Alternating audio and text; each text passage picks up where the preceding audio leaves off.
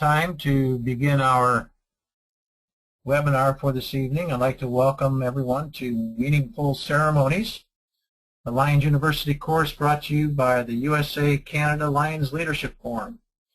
My name is Lion Budwall, and I would like to welcome you to this evening's webinar and remind you that we are recording this session for those who cannot participate live, or for any of you wishing to review the material at a later time. Once we begin, you may be asked to respond to a question or two, or you may have a question yourself. And this can be handled either by typing your question in the questions pane in the panel along the right side of your screen, or by using your hand or clicking on your hand so you can be unmuted, giving you the opportunity to share verbally with the entire group. The course, Master Ceremonies, is course number 232. It is an elective course for the Lions University Master's Program that's designed to help Lions lead at the district level. The Master's Program involves the completion of 10 required courses that you see on the left side of your screen there, and at least 5 of the electives, which are shown on the right side of your screen.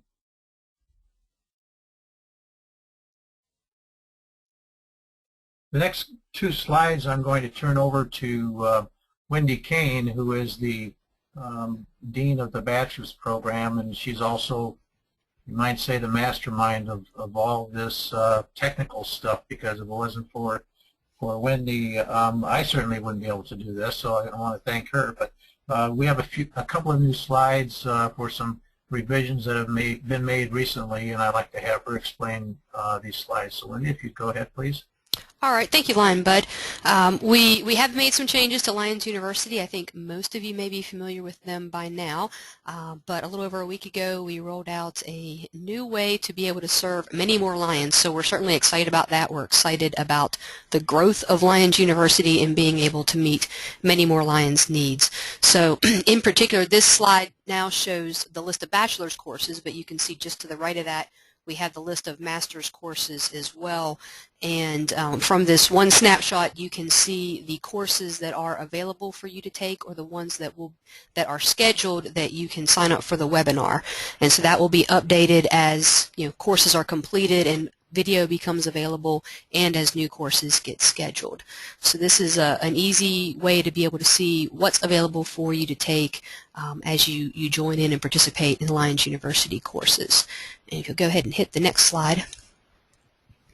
The other big change is that now you need to register for a username and password on the Lions University website. Once a course has been made available, it will take the username and password you need to register for Lions University to be able to watch the video and proceed to take the quizzes. This is not the same username and password that you may have for the members.lionsforum.org page where you have your profile that was previously set up. You can choose to use the same username and password if you wish, but it's not automatically the same username and password, so you need to register separately.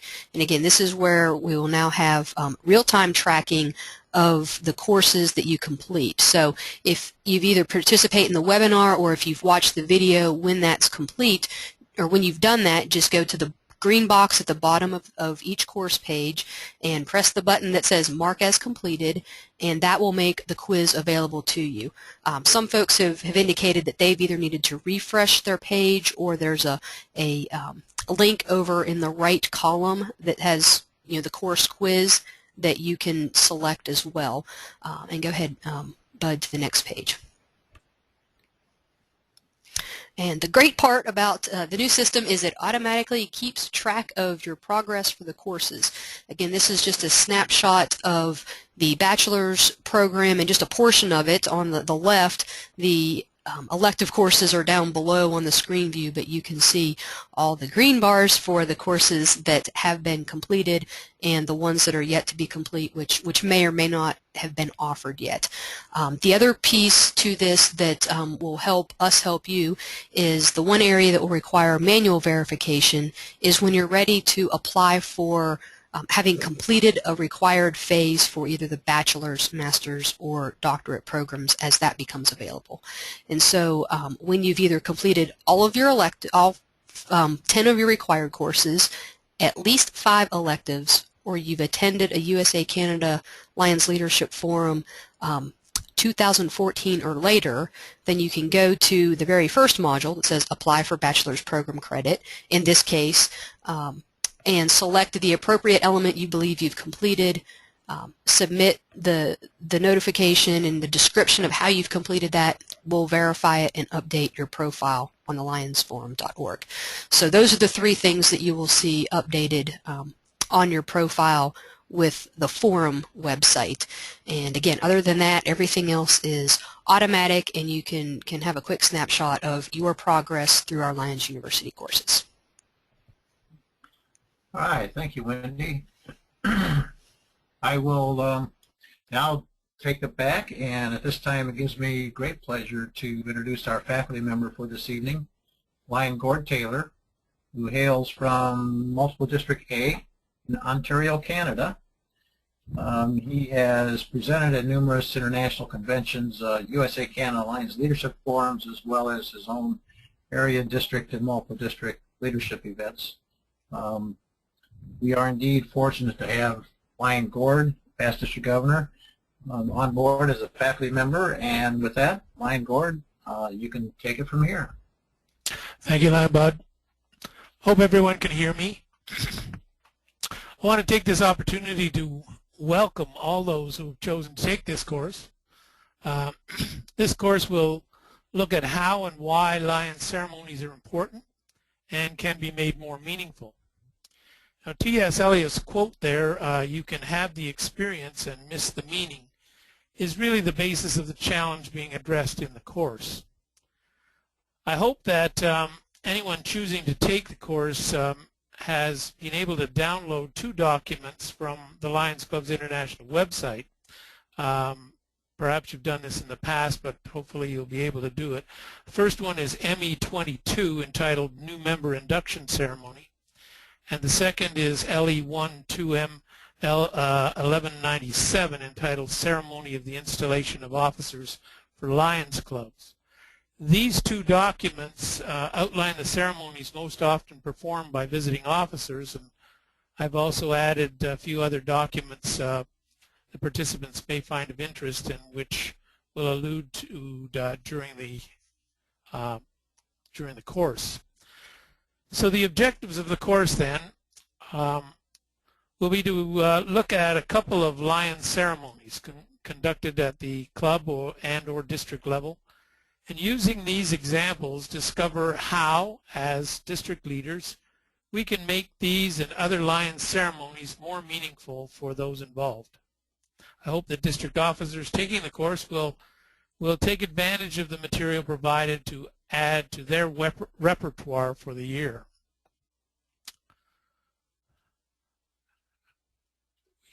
Can we go on to the next slide, please?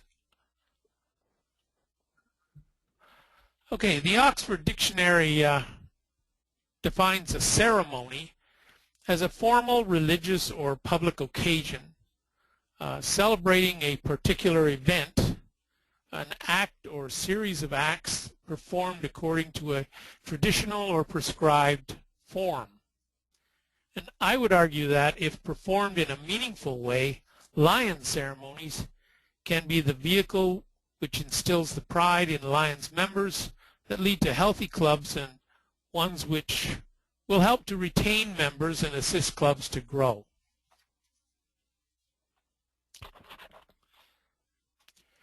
Anthropologists such as Van Gennep, who coined the phrase rites of passage in 1908, suggest that each major cultural or life change is marked by some type of meaningful ceremony that allows individuals or cultural groups to celebrate the movement from one important stage to another.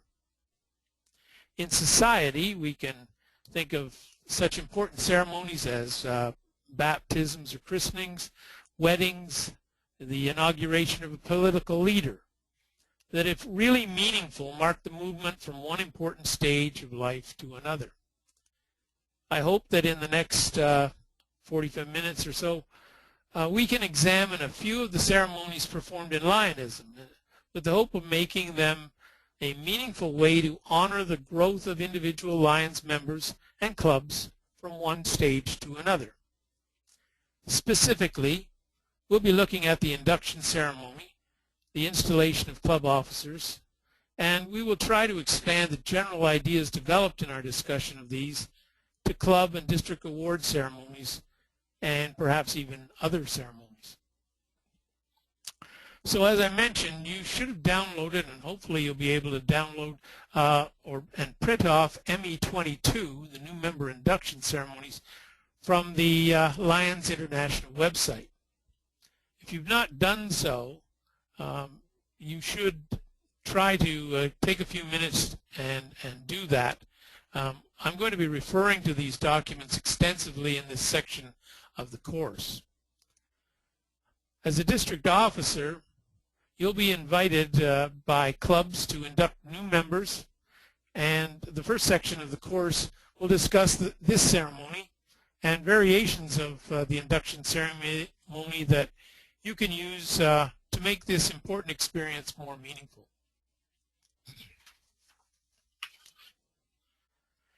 In my experience, the two keys to making anything more meaningful are preparation and communication. Not only are they keys to meaningful ceremonies, but they're keys to success in any leadership role. So let's talk about preparation and communication.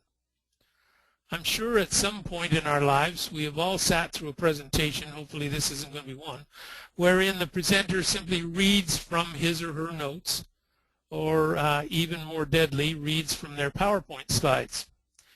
This can most certainly lead to what T.S. Eliot described as having the experience and missing the meaning. It's hoped that we can make the Lion ceremonies more than simply experience. We can make them meaningful. When you examine the 4-page induction ceremony that is on the Lions Club's International website, you should note that the word suggested is used frequently, and the document gives a number of suggested options, especially in one area, namely the pledge. If you've not read over that document, please try to do so. Let's examine the preparation needed to make this a more meaningful ceremony. So the new member induction ceremony is divided into a number of different parts. And let's take a few minutes to look at the steps in preparing for the induction ceremony and choosing a format that fits the occasion or setting, and then we'll examine the parts of the ceremony in some detail. The first step in preparation for the induction ceremony is to study the script. In many cases, club or district officers may have their own printed ceremony that they've used, which is very familiar to them. I place such document on the Lions University website as further reading.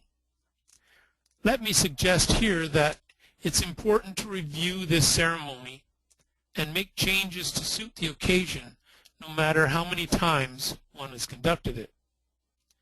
Things such as the size of the club, the meeting place, the amount of time that's available, the number of inductees may dictate changes that should be made in attempting to make this a meaningful ceremony. We'll go into this in more detail later in the presentation when we discuss personal or customary formats. The standard format that you can download suggests a number of steps that I see as key. First one is the call to order. The call to order should set the tone for the ceremony. If, as the person conducting the ceremony, you allow chit-chat and other disruptions to occur, what are you really saying as to the ceremony's importance and meaning? I can recall being involved with an induction when partway through the ceremony a member who was working in the kitchen and who was doing the dishes chose to clear cups from the table while we were in the midst of the induction. The mood and the meaning can be lost. Prepare ahead of time and try to ensure that these types of things are covered. The next section is the welcome. The welcome brings all those present into the ceremony and allows the individual or individuals being inducted their first real glimpse into the magnitude of the organization that they are joining. Through voice inflection and personalizing this information, you can bring real meaning. We should be proud of the size of our organization, its impact throughout the world, as well as in our own community. And we should show a welcoming attitude and demeanor to our new members.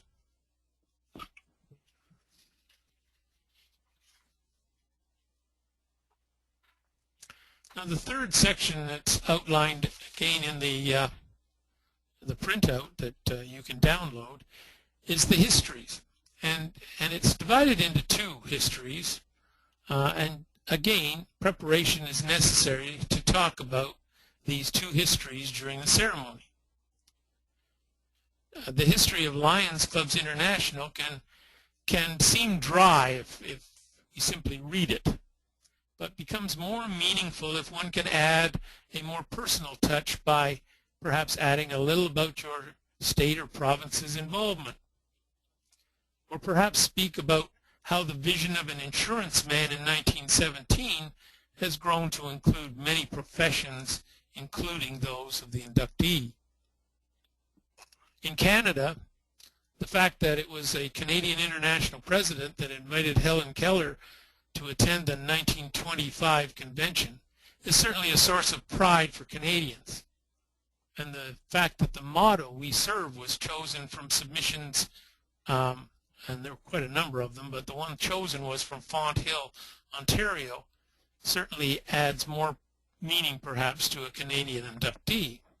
And so by adding these little things to the history, it can be more meaningful. The local club history is one area where, with a little preparation and communication, one can really bring meaning to the ceremony. Most Lions join the organization to serve their local community first. A phone call or a look at the club's website to discover a signature project or a special community project can once again bring more meaning to the individual being inducted. My own club is involved with vision and hearing screening, for example, in our local schools, and this adds meaning for our new members as they're inducted.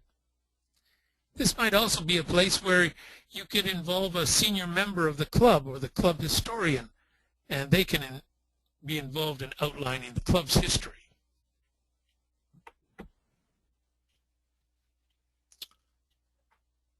Next slide, please.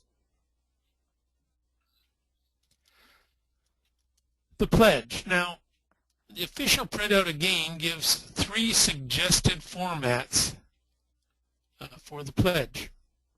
With some apologies for a very crowded slide here, I've printed the 3 choices for you to look at. Which one you choose should take some thought and again preparation and communication. Option 1, to repeat after me, can sometimes be disjointed if not properly administered. One risks the loss of meaning if the inductee is so worried about remembering the words that they lose the meaning. I prefer to use option 2 under certain conditions. As a teacher, I learned that asking a poor reader to read out loud brought embarrassment rather than learning.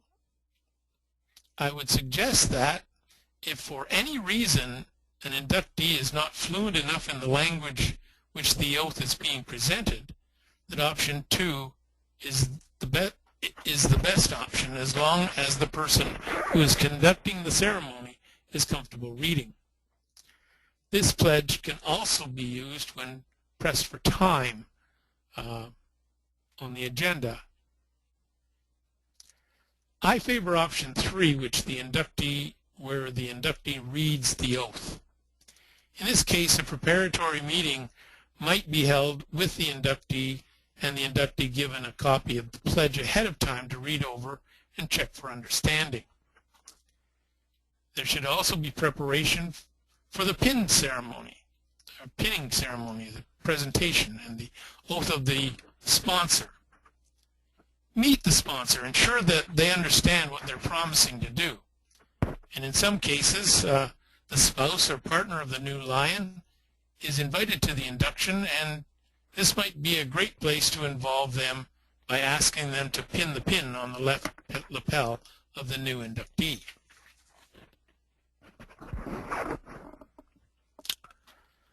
And finally, the closing statement.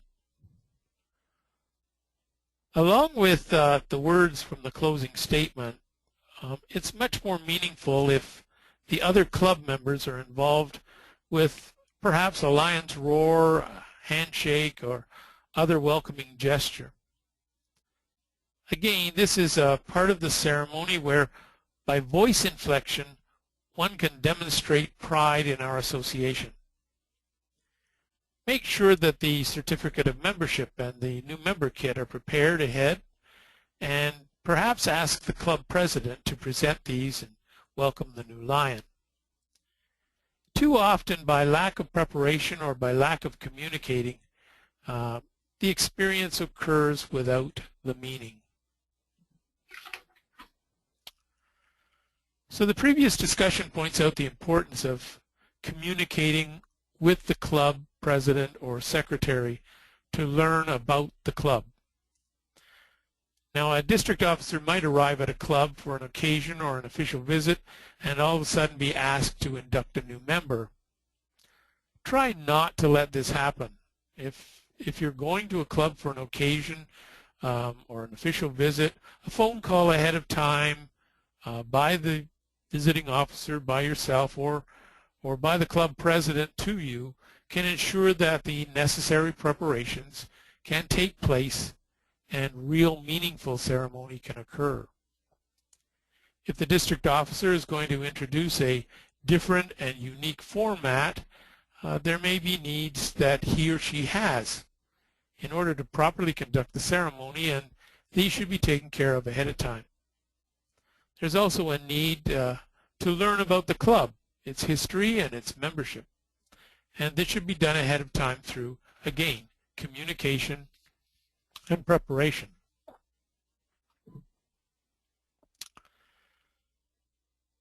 If one is properly prepared and has communicated the needs of the induction, then it should be easy to arrive a few minutes ahead of the club's meeting time to meet with the inductees and their sponsors and to go over the ceremony and the pledge. I know this was done when I was inducted. This may be key in choosing which version of the pledge you want to use and whether proper preparation has been made in order that this becomes a real, meaningful ceremony. Please don't assume that everything is prepared before arriving at a club. I recall as district governor being asked to do an induction, and even though I had checked on a number of items in preparation, when I arrived I found that the new member kits being used were 2 years out of date. And the certificate of membership was, of course, signed by the international president from 2 years previous. There was a new secretary, and they simply weren't up on ordering new induction kits every year. Sometimes new officers are not aware of the changes made year to year. And so it's important to be in touch with the secretary to ensure that paperwork is in order. The new member kit no longer contains the welcome booklet. So this should be downloaded and printed by the secretary for the new member. I soon learned as a district officer to have a new member kit, including extra up-to-date certificates and additional pins with me whenever I traveled, just in case.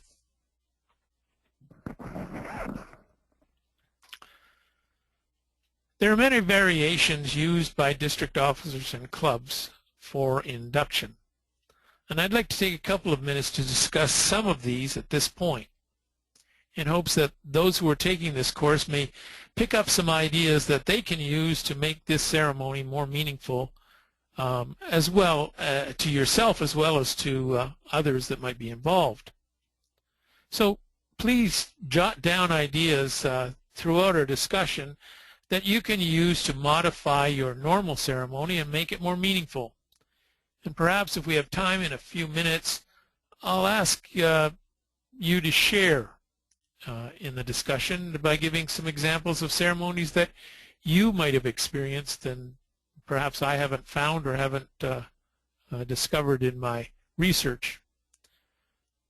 The discussion will focus on the use of the candlelight ceremony and the induction team, and we'll be looking at how these can be modified or built in to add meaning. So let's look at the induction team. It's a common practice in some districts, I know in ours, that the person conducting the induction ceremony chooses a team of 4 lions to assist them. A sheet is prepared for each. One sheet outlines the code of ethics, one the lion's objects or purposes, one the colors, and one the emblem. It's important that thought and preparation again be put into the selection of the team and how they will deliver their part of the ceremony. From time to time we'll have a visitor to do an induction who will bring a team with them, but most times we choose the team from experienced lions who are in the club. I've already mentioned the importance of ensuring that participants are fluent readers, and they should understand the material that they're reading. It would be far better not to include this as part of the ceremony than to have it lose its meaning because a member stumbles over wording or reads without meaning. So let's take a few minutes to just look at each of the readings that are prepared for the induction team in this situation. The first one is the colors. I'd like you to take a minute and just read over the slide entitled The Colors. Try to bring some meaning through your voice inflection and picture how one could bring meaning to this part of the ceremony.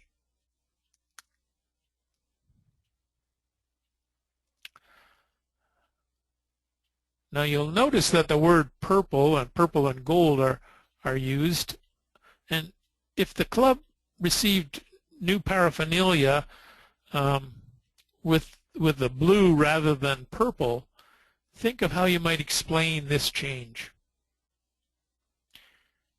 The person presenting the colors should be encouraged again to use the banner or other paraphernalia to point out the different colors for illustration.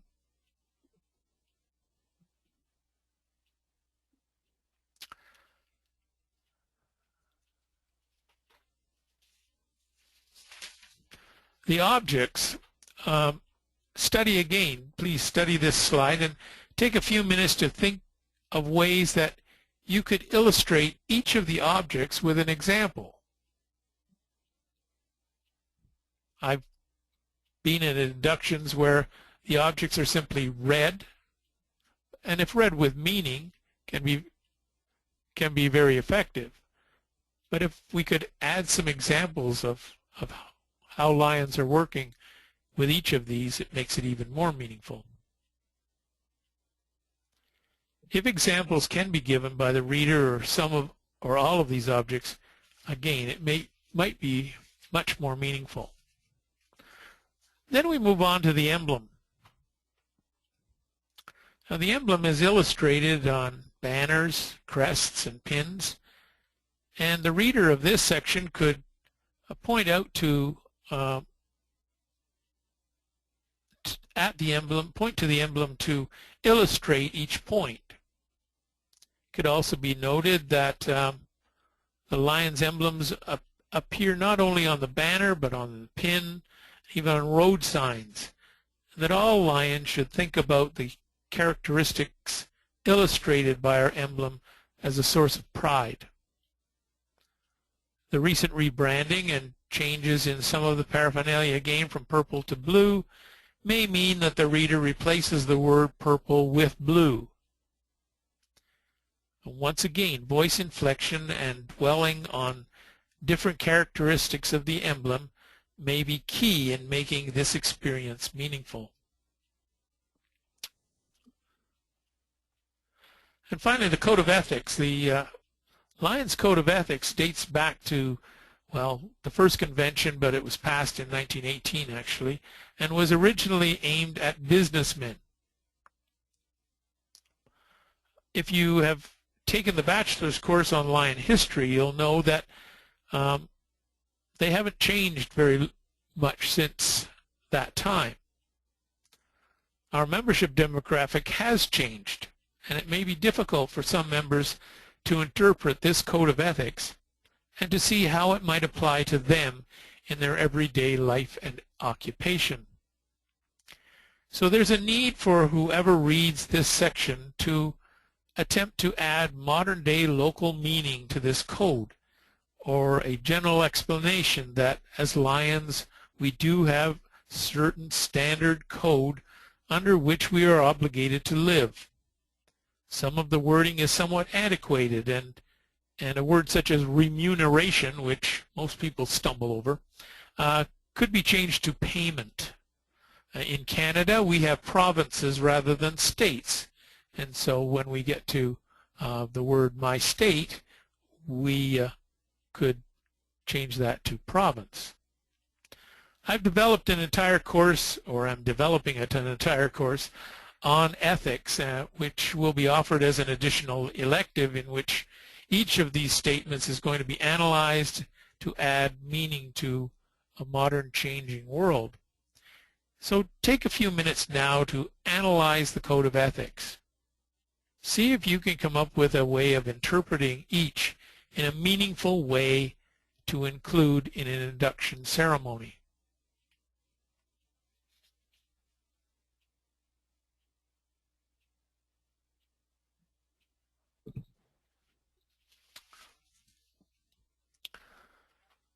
So, one of the most meaningful experiences that I have ever had as a lion was my induction. That evening the lights were dimmed, a candle was lit representing Lions Clubs International, and then each of the lions in the room that night lit a candle to lighten the darkness. It was then that I was invited to light a candle to add to the light and become a member of this great organization. This was just one of many variations of the induction ceremony that I've seen or been involved with, and using the imagery of darkness and candles. I've included the wording to that ceremony on the next slide, and I've also added a version of the candlelight ceremony as an additional reference that is on the website for download. So if we can go to the next slide, and again, it's a very wordy slide, and I apologize for that, but take a moment, if you would, to read over the words from this candlelight ceremony.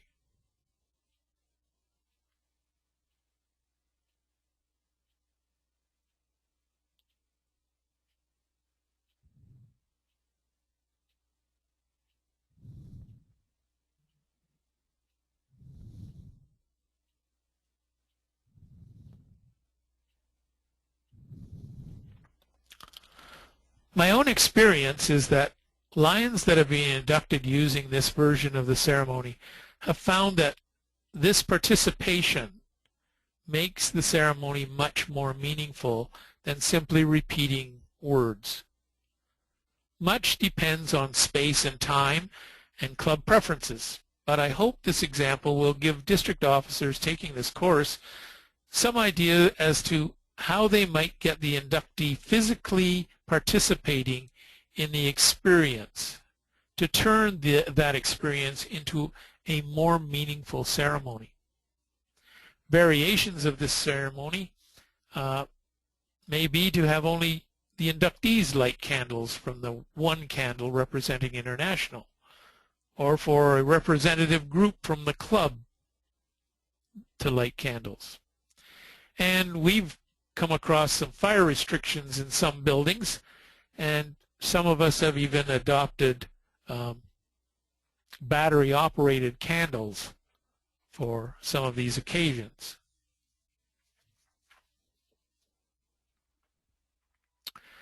So I did a little bit of research in doing this webinar, and in my research I came across the Helen Keller ceremony. Again, a variant of the induction ceremony, which involves the use of a blindfold and candles. And I've included, again, one version of it in the suggested reading section that can be downloaded from the website. It's just another idea that might be used to bring more meaning to this ceremony. So please download it, read it over, and think about whether you might use it sometime. So I had hoped to be able to direct a number of you to other variations of the ceremonies at this point. I've done an extensive Google search and have only found 2 multiple districts that have printed variations. I refer to you to Multiple District A. They have an excellent resource center and a number of these variations, and to Multiple District 27, Wisconsin Lions Protocol book, which I found variations. So you can peruse those.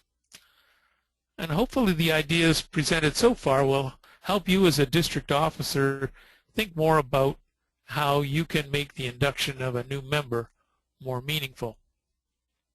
So that's ends the section on induction, and I'm wondering if we have some time, if anyone would like to share perhaps something that I haven't found and that was meaningful to them.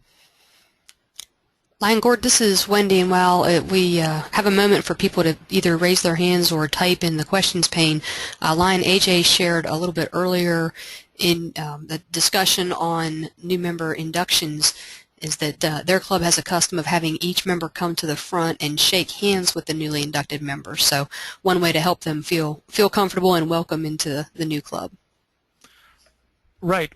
Our club, we've specifically asked people to shake hands with the new inductee and to remain standing in a circle so that we sort of complete that circle, that family, and I think that really does make things more meaningful. Is there anyone else that would like to share?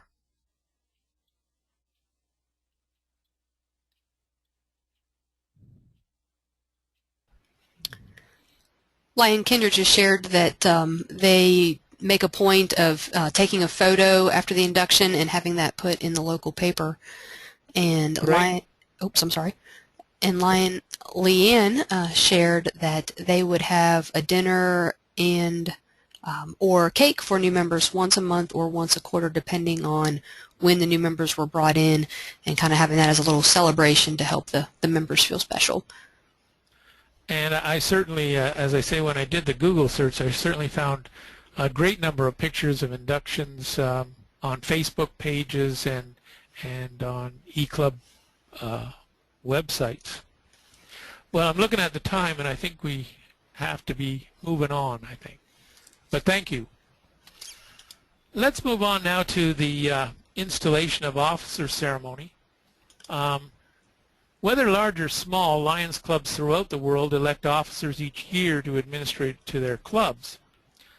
I was surprised as a district officer at how often I was asked, and am still asked, to install club officers at various clubs. But I was also somewhat surprised at how many clubs forego an installation of officers. They simply have their elections and that's it.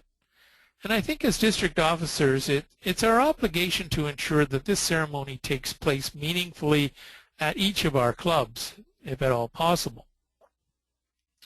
Again, as we discussed earlier with respect to the induction ceremony, it's key if an installation ceremony is to be meaningful that the officer conducting the installation needs to communicate ahead of time with the club president or secretary, learn a little bit about the club and a little about the newly elected executive. Now, the standard ceremony is available on the Lions Clubs International website and can be downloaded. And it's one of those ceremonies that I strongly suggest you print out, carry with you as a district officer, because you never know when you might be visiting for some other reason and be asked, especially at this time of the year or April, May, and June, to install new officers. Let's take a couple of minutes and, using the ideas that we discussed in the section on inductions, look at ways that we can enhance the experience of the newly elected club officers and make this a meaningful ceremony.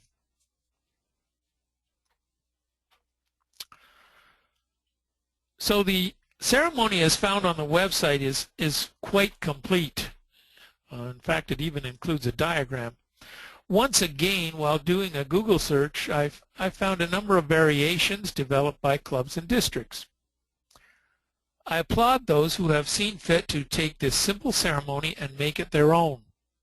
As previously discussed, this brings meaning to the installing officer as well as the participants. In the next few minutes, we're going to talk about ways that an officer can add meaning to the basic script.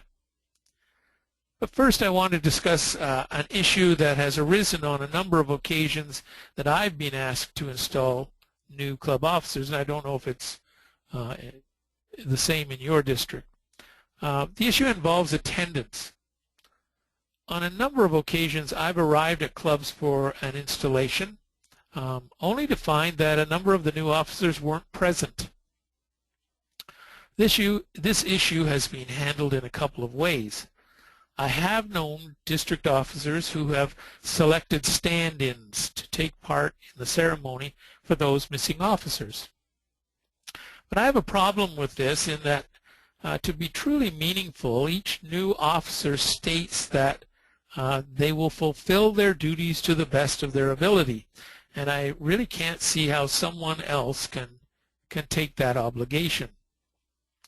I prefer to either put off the ceremony if there's too few participants until we can rearrange it and have all participants present, or skip over the particular obligation for that particular person who's missing and have the club president install the missing officer at a later club meeting. The written ceremony also outlines a type of choreography, if you like, wherein an assistant lines the new officers up in a certain position during the ceremony.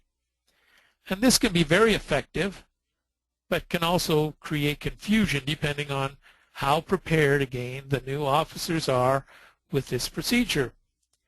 If the installing officer and their assistant can direct the officers to their positions without taking away from the ceremony, as I say, it can be very effective.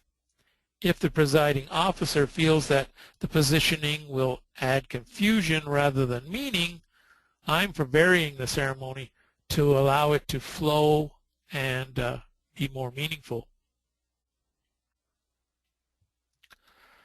As the ceremony progresses, each new officer's duties is outlined. By being familiar with the text and having knowledge of the club, the script can be adapted to bring more meaning. For example, if a club does not have a badge board or a standard organizational chart, which are mentioned in the standard text, ask the lion tamer, it would be silly to ask the lion tamer to display them. Likewise, some clubs will have opted not to elect a lion tamer, and this needs to be known ahead of time. Depending on the size of the club, a club could have 1, 2, or 3 vice presidents. The ceremony will need to be adapted to fit that club. I've also known of clubs that, due to their size again, only elect 2 directors rather than 4. And once again, preparation on the part of the installing officer can avoid embarrassment and add meaning to the ceremony. By having some knowledge of the individuals being installed, the number of years as a member, whether they've served before, their committee experience, a prepared installing officer can also add small positive anecdotes that can make the ceremony more meaningful for the participant. However, I would caution the installing officers against too much levity or what might be perceived as negative comments towards a participant that you might know very well. This can be seen as negative and take away from the ceremony, and frankly, negative comments in my mind have no place in Lionism as part of the ceremony. For me, the most meaningful part of the installation of new officers is the pledge to support by the membership of the club. It comes at the end of the ceremony before the gavel is handed over, and I believe that the installing officer needs to ensure that this final part of the ceremony is taken very seriously. The club membership rises as one to pledge their support to the new executive. They pledge, quote, to serve on committees, if asked, to support the club, and to bear in mind that they have collectively elected these officers. This part of the ceremony brings meaning not only to the new officers, but to all the members, and when read, should be done with emphasis. It's only with this membership obligation that the ceremony can proceed to the presentation of the gavel to the newly elected president and the assurance that the club members are prepared to follow his or her leadership.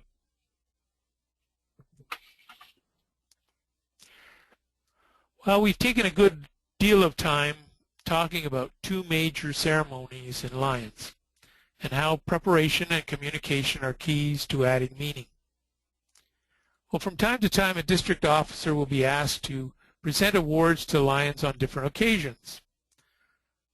I suggest here that the same principles applies to awards presentations as they do to these important ceremonies. And believe me, I've been in a situation where you arrive at a club for a visit and all of a sudden you're handed a membership award, for example, and say, could you present this to so-and-so? But again, if you have time to prepare and properly communicate with those others involved, an awards ceremony, an awards presentation becomes an awards ceremony. Whether it's a simple attendance pin or a Melvin Jones Fellowship, a district officer owes to his fellow Lions to be prepared to make an occasion a truly meaningful occasion. In this way, we encourage as well as reward our Lions. I do not intend to dwell on hows and whats of award presentation. I hope that what we have previously talked about will give you ideas on making occasions more meaningful.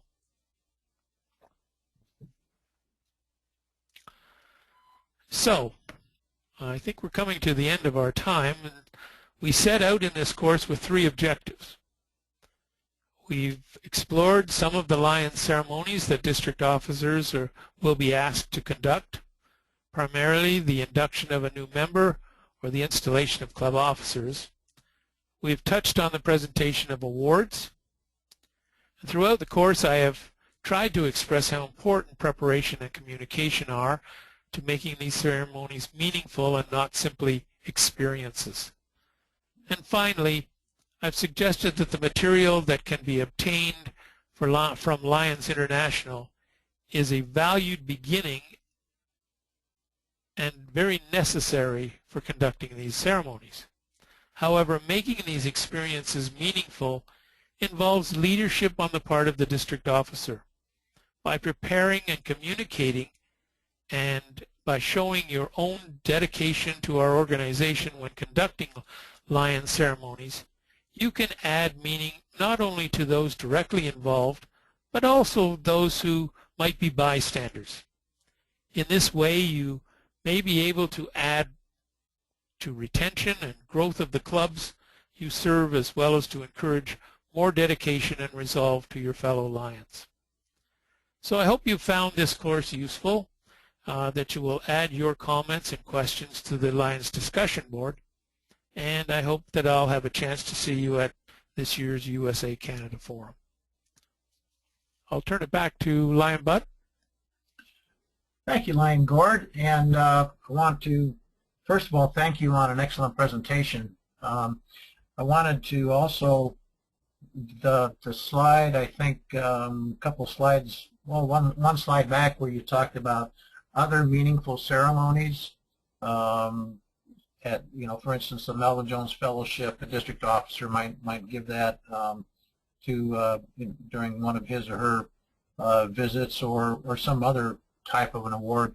I know I've been to several club meetings at different levels, and when awards have been presented by the club president to somebody within the club, and it might be a chevron for recognition of 25 years of membership, or 30 years, or 35 or 40, whatever it might be, and they just, they receive the pin, the president does. They just make an announcement, I have this pin to give to Lion so-and-so, and they pass it down the line and hand it over to them. I mean, there's no meaningful presentation of that whatsoever. And I've seen where club presidents have been receiving significant awards for the club achievements when they were president the previous year, and the new president would receive that, or the district governor would receive it to present to the club president. And again, it's just something that's passed on, here's this award that was given out last year. I'm not sure what it was for, but I'm sure you deserved it. And that those things really can become more meaningful if the presenter just takes the time to learn what type of an award that is and how meaningful it is. Even the Presidential Certificate of Appreciation that's given out many times at district conventions and different district events, that's the fourth highest award given out by Lions International, yet sometimes I've seen where it's just handed out like a piece of paper, and again, no meaning to it. And what does that show for recognition to that individual receiving that award? There's not much there. So if there's some research gone into some of these other ceremonies and award presentations, it could be receiving a lot more meaning than they currently are. And so I think hopefully in seeing this and listening to this webinar, people will realize that they need to make these presentations more meaningful in the future. Have you run across any of that? That happens all the time, unfortunately. What does it say to the new members when, for example, a 40-year member is given a chevron, but it's sort of handed with that little sentence that comes from Lions Clubs International, and that's it. You just hand it over. The one-year member is sort of sitting there wondering, well, how important is it to be a long-time member? Exactly. So yeah. Yeah. I was curious, Wendy, are there any questions in the question box that you found that we might be able to, or comments that you might be able to share? Sure, we have a couple of comments that have come in. This was not something we touched on specifically here. Lion Chris shared that it would be a good idea to have or be prepared to do a Lions Memorial service as well, a different meaningful ceremony to honor our Lions who have served. I was tempted to go into the Lions funeral service and that type of thing, but I with cultural differences and religious differences, I just didn't know how far we should go on that. But I think it's very important to, I know that I always carried around our standard Lions funeral service with me when I got caught up one day arriving at a funeral, and the person who was to perform or to actually carry out the Lions funeral didn't arrive. And as a district officer, I was asked all of a sudden to put something together. It's awfully hard to get something really meaningful in a split second. So as a district officer, I think that that's another area that you should be prepared to make a very meaningful ceremony or service out of a funeral. And certainly I know at conventions the memorial service is something that that we try to make as meaningful as possible. Again, the lighting of candles or that type of thing certainly makes more meaning than simply reading the names of those who have passed on. So I agree wholeheartedly. Yep. I think going to your earlier or your most recent part on other awards, what frustrates me the most is when a club wants to present a Melvin Jones Fellowship and they don't even take it out of the plastic wrap. And then people want to get photo ops and things like that. Let's see, a couple of other comments here real quickly since we have a few moments. And to show that I can multitask, Lion Dawn had shared a couple of items. Her club has a presidential pin that is an original pin from their club that's passed down to each successive president to wear during their year as part of the transition. And she offered a neat suggestion for those members who have been members for a long time, kind of having those old birthday things where it says, what society was like 40 years ago or 30 years ago, a remember when type of thing to be able to recognize Lions and how long they have been serving us. So I think really a couple of other folks had referenced the importance of making our ceremonies personal for them to be memorable, and taking some of these basic ceremonies that you've shared, and like you mentioned, really customizing it, getting to know the members in the clubs. So some ideas there. There were a couple of other suggestions or ideas people had shared towards the tail end of your discussion about new member inductions. And I'll just read a couple of these ideas really quickly. Introducing the member and asking them to tell a little bit about themselves after they're inducted. I know many clubs do that, so thank you, Lion Kathy, for sharing that idea. It's another opportunity for the club members to get to know the new member. Lion Chris shared that they were able to receive blindfolds from Leader Dogs for the blind to use in inductions, and also tie in how Leader Dog helps with some of our site programs that that his club and other clubs support, and let's see, and involving as many members as possible, which you referenced, is another way to help the Lion feel like they're part of something special and welcome into the club. So I think there may be a couple of other ideas in here, and we'll try to capture those, as well as maybe some other examples of ceremonies that Lions have used. I don't think we have a forum created yet, but we'll get a forum created up on the page specific for meaningful ceremonies, and have an opportunity for Lions to share some of the ones that they use or that they've seen and things like that, because there are a lot of really meaningful and neat ways to induct members and present fellowships and install officers and things like that in honor of the Lions who have passed. So that's all I've got. I'm going to go ahead and mute. Okay, that's great. That's a lot of good suggestions and ideas there. So I think we'll move on to the remaining slides and get everybody out of here on time. Want to remind everyone that if you have not yet activated your membership profile, you should be doing that as quickly as you can. Go on the forum member page and get that done. Actually, like we said earlier, it's the only way we can really find out for sure what courses have been completed by the members. And I think this next page, this is a new page that I wanted Wendy just to explain briefly before I go on to the last couple slides. Oh, sorry about that. Let's see. So this is what the new portion of your members profile on Lions Forum. Let's see, members.lionsforum.org will look like. The 3 areas that are bracketed in red are the new kind of key criteria for the 3 programs that we will be monitoring to complete, that you will submit information from the Lions University website. And then the other entries are courses that were offered previously to show that we're still tracking course completions.